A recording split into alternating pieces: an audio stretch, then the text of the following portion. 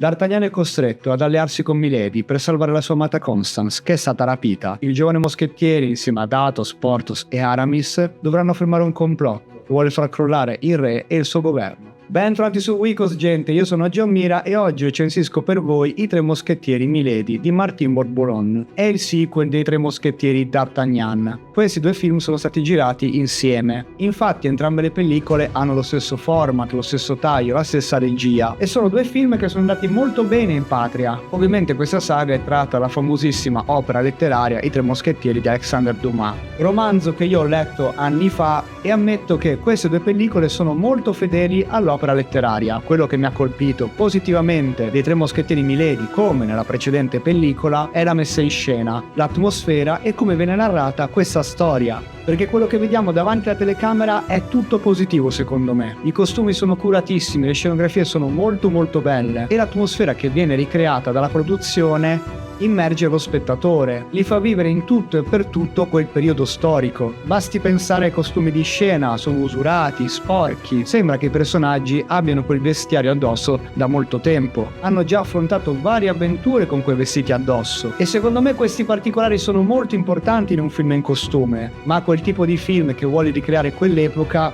che comunque non sia diciamo un fumettone. Non so se vi ricordate I Tre Moschettieri di Paul W.S. Anderson, anche se quello lo reputo un film molto divertente, l'approccio è molto distante da questo film. Sono due format completamente diversi per la stessa storia. Oltre all'atmosfera molto curata che fa immergere lo spettatore in questa storia in costume, un altro lato tecnico da elogiare è la fotografia. Le riprese, i movimenti di camera immergono lo spettatore nell'azione. I duelli sono quasi tutti piani sequenza, c'è un sacco di telecamera a mano che segue i personaggi nella vicenda. Raramente vedrete delle riprese statiche o fisse in questo film, perché anche se la storia è tratta da un classico della letteratura, l'approccio è nuovo, è raccontato come un film d'avventura odierno, grazie alle nuove tecnologie, comunque alle tecniche che si possono utilizzare oggi nel campo del cinema. La narrazione quindi è molto dinamica e c'è buon ritmo, e anche se le sequenze d'azione non mancano, nei duelli non aspettatevi capriole, pirouette o cose simili. C'è spettacolo, ma è sempre molto realistico. Storie classiche come questa possono essere ancora raccontate, ma con un approccio differente, come abbiamo visto per esempio con gli Sherlock Holmes di Guy Ritchie o i Poirot di Kenneth Branagh.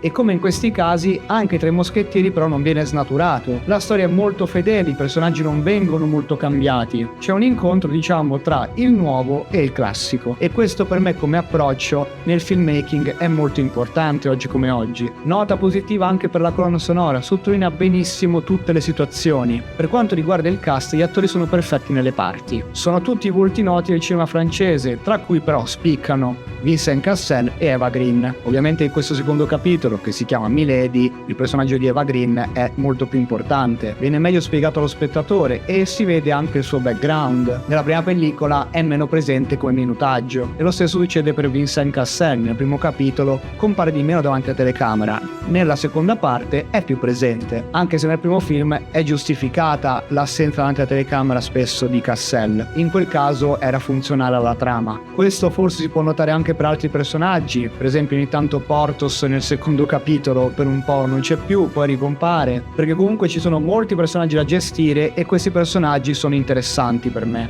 Però bene o male si cerca di accontentare tutti quanti e in una saga composta per adesso da due film e ognuno di 2 ore circa l'uno, diciamo che c'è tempo e c'è spazio per tutti quanti. Per quanto io sia soddisfatto delle cose che ho visto davanti alla telecamera, la pellicola pecca nel voler raccontare alcune questioni, soprattutto politiche, in modo molto veloce, ovvero lo spettatore capisce il clima politico, la situazione che c'è in Francia in quell'epoca, grazie alle situazioni che vedono i personaggi o ai dialoghi fra loro. Però a volte questo è fatto con brevi dialoghi o situazioni molto veloci, quindi alcuni colpi di scena legati alla politica in questo secondo capitolo diventano un po' meno interessanti. Purtroppo la narrazione pecca su queste cose e inoltre la sceneggiatura ha un paio di forzature, un paio di momenti, soprattutto uno molto drammatico e intenso che forse poteva essere raccontato in modo diverso, e quando questo succede in momenti cardine della storia lo spettatore storce il naso. Comunque il voto che do ai Tre Moschettieri Milady è 7,5 e comunque anche il primo capitolo D'Artagnan era 7,5. La reputo una saga di valido intrattenimento e una delle migliori trasposizioni cinematografiche